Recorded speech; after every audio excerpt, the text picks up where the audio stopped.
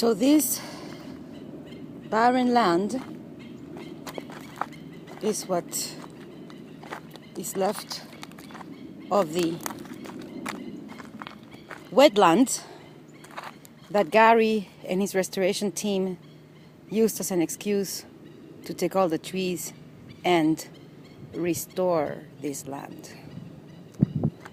This algae that you see here, it's because there's too much organic material in the water, and before, when this was covered by trees, the sun would not allow the algae to reproduce massively. There's turtles in this pond, but when they took all the trees out, they allowed a lot of debris to fall in there, and of course the decomposing wood is very toxic to the environment. And this is just fill, just really dirty, nasty soil. It's really a shame.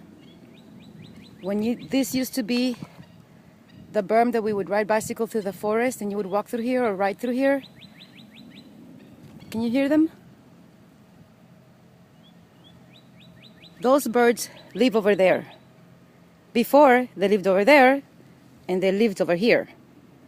But now they only live over there, where they find butterflies and insects to eat. Phase 2 of the restoration project will take away all of those trees and leave something like this, with little tiny trees like the ones that they plant that are like twigs. I'm not kidding, they're twigs. I just don't see how this can be more environmentally diverse, this here, with no trees, no birds, no skunks, no ospreys, no butterflies, just sea oats, which will hopefully live, you know.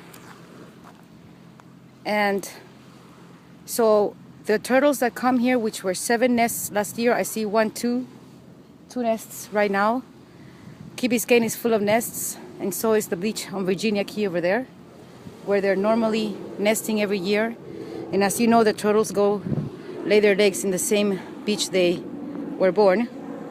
So I just don't see how this barren land, with no birds singing and basically no life, can be better for the environment and more diverse, as the project was sold to everybody else, including Wells Fargo, that donated $200,000 for mangrove replanting, yet there's not one mangrove here. How can this be better than that?